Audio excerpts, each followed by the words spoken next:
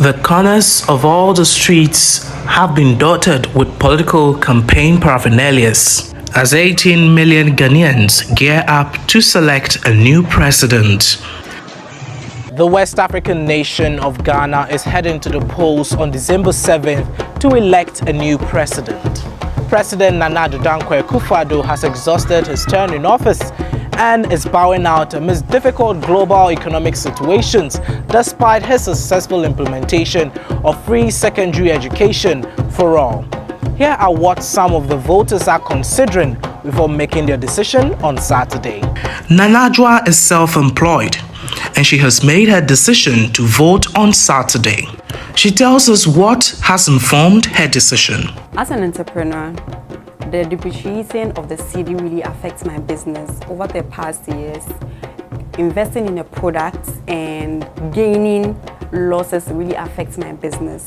I'm looking forward for a leader that will put in place policies that will help young, beautiful entrepreneurs like myself gain more profits than loss in their business. Nawaf is also a student at the university. He is a recent beneficiary of the free SHS policy introduced by the current administration and thus has vowed to vote for the current Vice President, Dr. Bawumia, in the election. The government has made sure that a lot of millions of the Ghanaian youths get access to the free SHS policy that they themselves implemented, which is a lifesaver. There is no government that have done this to the extent that the Ghanaian people were happy and then re-voted them based on that to come and continue their good work. For me, I would want a visionary leader, not just a leader, but a man of his own words, a man or a leader that will be able to employ or create avenue for most of our youth, like myself, in our country to be able to get job to do. Also, I would want our leader to be able to help create policies that will help strengthen our currency and also our roads, our lighting system and our water. I know most of us have talked about Galamsey, but please, I would entreat you as a leader to help protect our water bodies so that we'll be able to get good, healthy and drinking water. I just expect him to be true to Ghanaians and fulfill all his policies that he promised the Ghanaian people before they voted for him.